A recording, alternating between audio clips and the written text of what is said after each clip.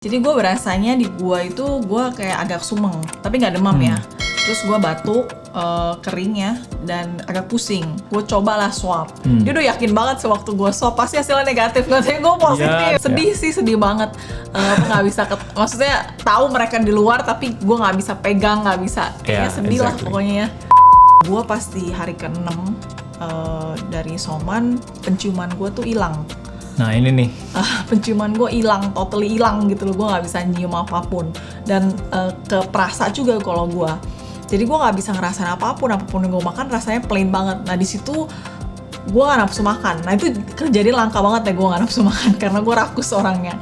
Nah jadi tuh tetap maksain makan. Nah untungnya ada yang kirim makanan kesukaan gue ya, padang sama bolu enak, dimana itu berturut-turut gitu. Pas gue lagi hilang penciuman dan perasa itu, jadi ya udah makan aja gitu tanpa rasa itu, nggak tahu rasanya apa gitu loh.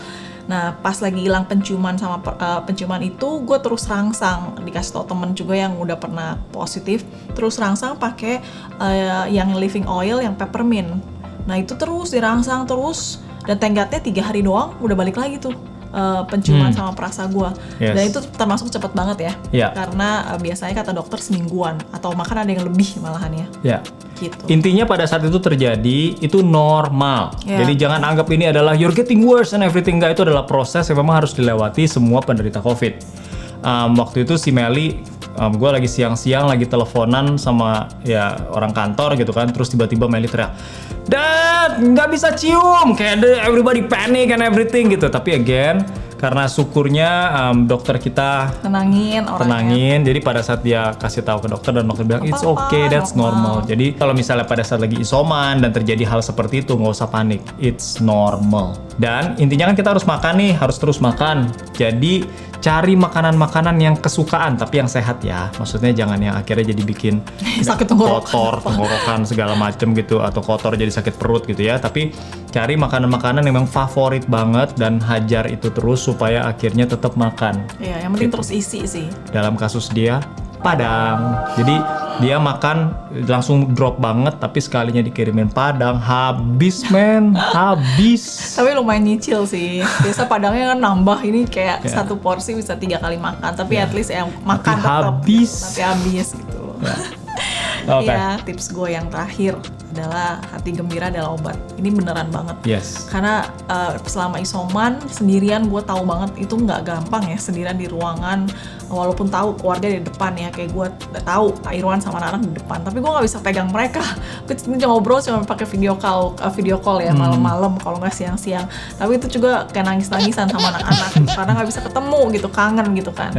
Tapi sedih gitu. Tapi emang it's not easy gitu isoman. Tapi beneran train yourself untuk benar-benar punya pikiran yang positif, punya hati yang gembira. Benar-benar lakuin, anggap aja Tuhan tuh kasih kalian tuh, walaupun emang nggak enak ya kejadiannya, tapi anggap aja Tuhan tuh lagi kasih kita tuh waktu retret break untuk me time gitu loh, dimana lu bisa lakuin hal-hal yang lu seneng, yang hal-hal yang mungkin lu nggak bisa lakuin waktu lu nggak sakit COVID gitu loh. Kan karena kerja lah, inilah itulah, ngurus ini itu. Nah yaudah lakuin lah. Nah kalau gue tuh gue bisa les Mandarin, terus gitu gue bisa nonton dokumenter di mana yang gue suka ya, lihat YouTube kesehatan, gimana gue suka lihat tentang skin lah, make up lah, ya gitu kesehatan gue suka. Ya lakuin lah hal-hal yang kalian suka gitu loh. Dan tetap semangat ya. Iya tetap semangat, itu penting banget. Nah dalam untuk orang-orang yang di luar yang jagain yang lagi kena COVID, itu juga perlu ingat-ingat banget ya. Jadi benar-benar pikirin hal-hal yang membuat mereka juga tetap happy yang ada di dalam gitu ya. Again, seperti tadi yang udah disampaikan, kalau dengan dia berasa terpisah aja, dia udah berasa depressed ataupun udah berasa sedih gitu kan. Jadi kita yang di luar ya usahakan untuk melakukan hal-hal yang membuat dia happy gitu. Gue sama anak-anak kita bikin puisi, kita kirim gitu. Dan yang banyak hal-hal lain yang kita lakukan. Jadi itu membantu supaya akhirnya dia juga tetap cheer up di dalam sana, karena that's very important. Yes, betul. Yes, kayak support system lah balik-balik. Yes, dan kita juga waktu nonton Netflix pun juga kita nonton film seri yang memang kita nonton sama-sama. Jadi pada saat kita menonton, dia di dalam, kita di luar, dan kita bilang, "Oke, ready ya mami, let's start, play," gitu. Jadi ya udah, akhirnya kita playnya walaupun kita terpisah secara fisik, tapi kita tetap melakukan hal-hal yang bersamaan ya, hal-hal tertentu tetap kita lakukan bersama-sama supaya akhirnya kita bisa cheer her up dan kita sendiri juga tetap berasa she's around us gitu. Yes. Dan doa bareng, that's very important. Tiap malam sebelum kita tidur pasti kita tetap video callan, kita doa bareng. Jadi kita nggak take things for granted. Dimana ya dia cuma di sebelah, nggak, kita anggap aja dia walaupun dia di sebelah ya anggap dia adalah somewhere out there di luar sana yang akhirnya makanya kita harus melakukan ini together. Yes, true. Even gereja pun kita barengan, maksudnya worship bareng, mereka di luar, gue di dalam, ya bener langsung play gitu barengan nih, nyanyi. Yes. Ya barengan tetap gereja segala ya. Yes, gitu. Jadi kita sama-sama go through this together. Betul. Dan dalam kasus kita, as soon as kita tahu kalau Melly positif, langsung kita cek darah. Cek darahnya itu adalah cek darah lengkap yang biasa, yang general check up, plus D-dimer dan juga kadar D3. Karena itu adalah indikator untuk apakah seberapa parah COVID-nya ini, walaupun ya CT value segala macam kita udah tahu, tapi kita perlu tahu kondisi badan dia sendiri. Yeah. Nah, jadi kita melihat D3 dia masih oke, D-dimer dia oke, dan cek darah semuanya oke gitu kan. Jadi autoimun dia berarti juga lumayan stabil, jadi that's why kita juga jadi bisa lebih calm down gitu. Ya, betul. Dan sekarang ini gampang banget ya, kita nggak keluar kemana-mana, semua online panggil ya, Dat ya? Ya, kan dia isoman kan, jadi kan dia nggak boleh keluar.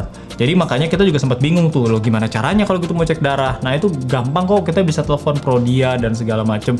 Untuk akhirnya mereka yang datang. Nah mereka datang, mereka cek darah segala macam, secara biaya juga sama-sama aja, beda-beda tipis. Jadi itu sesuatu hal yang bisa kita lakukan juga. Yes, dan mereka datangnya full APD lengkap gitu ya, pakai hazmat. Jadi aman. Jadi aman sih. Yes, dan swab, PCR pun juga semua juga bisa home service. Yes, gitu. Betul. Nah tadi kan lu bilang tuh pada saat isoman lu banyak sekali activity, ya kan? Nah tapi kan banyak orang juga bilang kalau misalnya mereka bosen pas isoman. Nah ini pertanyaan berikutnya dari orang-orang nih. Bosen gak sih lu isoman?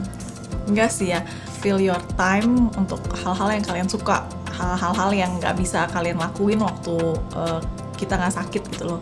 Jadi ya tenggatnya sih waktu berasa cepet aja ya, tetap cepet karena gue mungkin masih kerja juga, terus campur sama gue lakuin hal-hal yang gue suka ya, tadi ya nonton dokumenter lah, liatin hal-hal yang gue suka lah ya, les Chinese lah, ya dan lain sebagainya. Jadi so far sih oke, nggak bosan gitu. Dan gue juga paling bukannya bosen sih, kalau gue tuh emang ada satu fobia di mana gue tuh nggak bisa ruangan sempit. Jadi tuh gue kalau ruangan sempit gue berasa kayak sesek. Nah di kamar tuh nggak sempit sih, tapi I don't know why di hari ke-8 kalau nggak salah ya, gue tuh berasa sesek sih. Gue kayak, kita tuh di apartemen kan cuma ada satu lubang udara tuh dikit banget ya, kita nggak ada balkon kan, jadi cuma lubang udara dikit doang, cuman segini tapi panjang gitu, dan gue berasa sesek. Jadi gue tuh bener-bener basically di situ aja gitu, kayak menghirup udara luar gitu dari situ lubang itu aja. Jadi dari lubang itu lu masuk gitu? Iya kayak ya deket kayak gitulah, kayak sesek gitu, dan itu membantu sama gue terus denger lagu-lagu pujian kan untuk nenangin diri gitu. Tenggatnya sih cuma 2 hari doang kayak gitu, jadinya nggak berkelanjutan ya. After that tenggatnya balik lagi kayak biasa aja gitu. Nah pertanyaan berikutnya adalah, obat-obatan apa aja yang lu makan sehingga akhirnya 2 minggu kok bisa sembuh? Tenggatnya sih gue cuma minum vitamin D3, vitamin E, vitamin C sama zinc. Dokter suruh cuma minum itu doang ya, soalnya gue gejalanya ringan. Jadi banyak temen yang kirim obat-obatan lain, gue selalu back consult with the doctor ya. Dok, boleh minum ini nggak? Dok, boleh minum ini nggak? Terus dokter bilang nggak boleh, jangan. Ya udah, gue nggak minum. Jadi gue benar-benar percaya sama nih dokter. Gue cuma minum vitamin. Tenggat banget. Pas hari ke-10, dokter bilang, Ci, PCR. Jadi dokternya datang, dokternya bisa ya itu PCR ke rumah. Dokternya datang hari ke-10, pas PCR hasilnya keluar, gue masih positif, tapi CT gue udah naik. Nah itu aja kita udah tenggat banget ya. Wah gila, cuma minum vitamin, CT naik gitu. Oh berarti kan progres ya, mau sembuh gitu. Terus ya udah, after that dokter bilang, Ci soman lagi 4 hari terus baru dites lagi. Jadi 10 plus 4 ya. Nah after that pas di PCR nggak tahu hasilnya negatif. Pas negatif gitu, pas dapet hasilnya kan dokternya kirimin, Ci negatif. Terus gitu langsung teriak-teriak, dan negatif, mami negatif. Terus oke, mau keluar nggak nih, takut ya. Terus akhirnya boleh keluar. Terus udah akhirnya keluar, nggak taunya mereka udah siapin, lucu banget sih mereka. udah siapin kembang api, terus udah gitu yang konfeti, terus sama balon-balon gitu juga, lucu banget sih. Jadi tuh bener-bener disambut sama mereka, welcome home sama anak-anak sama Irwan sih. Panggil mami. Mami, Mama! Welcome home, mami.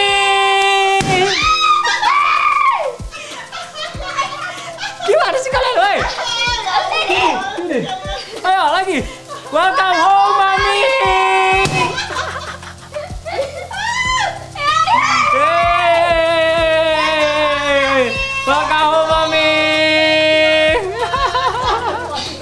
Jadi habis itu seneng banget, udah kayak bingung mau mandi, mau peluk, kayak terus akhirnya gue mandi dulu, terus akhirnya baru bisa selesai mandi, habisnya baru peluk mereka ya, Yes. baru peluk orang. That was the happiest day of my life juga gitu, karena ya itu nggak bisa diekspres karena selama 2 minggu bayangin kita benar-benar harus ya juggling sana sini, harus kerja tetap dan juga tetap harus Sekolah anak-anak ya anak-anak tetap harus sekolah, gue yang ngatur semuanya, terus habis itu tetap harus kirim makanan terus setiap kali dan segala macem, ngatur ini itu. Jadi pada saat dia bilang dia negatif, I'm free gitu. Dan nah pertanyaan terakhir ini juga sangat penting nih, dimana pada saat dia sudah negatif dan apakah harus disterilin lagi dan segala macem.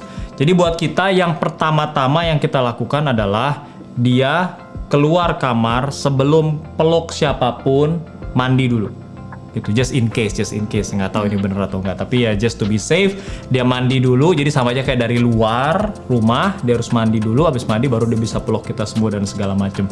Dan kita nggak masuk ke kamar utama di mana dia stay selama 2 minggu itu, karena besoknya baru deh kita perform sterilisasi kamar gitu, dimana akhirnya yang gue lakukan adalah gue semprot lagi semua dengan alkohol, udah disemprot semuanya udah kering, terus dipakai UVC lagi, UVC light maksudnya. Jadi di berbagai tempat, karena kan UVC light itu inget ya, pada saat kita taruh di atas meja, di bawah meja nggak kena tuh, berarti nggak ada yang kebunuh. Jadi kita harus taruh di beberapa tempat supaya memastikan semua permukaan aman. Nah setelah itu baru kita masuk. Bahkan sebenarnya kalau dalam kasus kita, sekali lagi gue lebay, ya gue tunggu dulu beberapa hari gitu kan, just in case masih ada 1, 2, 3 biji yang memang masih hidup, ya mereka mati dengan sendirinya kan katanya dalam 3-4 hari. Jadi akhirnya itu yang kita lakukan dan akhirnya kita bisa kembali hidup normal lagi di kamar masing-masing, and we are so happy. So yes. So itu adalah tips dari kita. Kita bukan dokter, tapi kita hanya berbicara berdasarkan pengalaman yang kita alamin. Semoga ini bisa berguna bagi kalian. Dan juga yang penting adalah apabila ini terjadi di sekeliling kalian atau bahkan pada kalian sendiri juga, semoga video ini membuat kalian gak panik. Itu yang paling penting. Dan yes, sudah terbukti sama kita juga, prokes kita sudah sangat ketat, tetap aja kita bisa kena. Jadi ini bisa terjadi sama siapapun, so please jangan pernah menurunkan standar prokes kalian. Benar-benar protect yourself and your family well. Dan yang orang suka lupa adalah build yourself up, oke? Imun tubuh kalian itu sangat penting, jadi olahraga teratur, makan yang teratur, istirahat yang teratur, dan juga jangan stres, oke? Benar-benar bikin keseruan-keseruan dalam keluarga kalian juga itu sangat penting, sehingga itu semua akan membantu kita semua, sehingga imun tubuh kita naik dan kita nggak kena COVID. Dan kalaupun kena juga nggak lama-lama gitu dan ringan, karena memang imun tubuh kita mendukung. Itu aja dari kita, jangan lupa untuk like, subscribe dan komen di bawah. Itu aja, and see you again in the next video. Bye!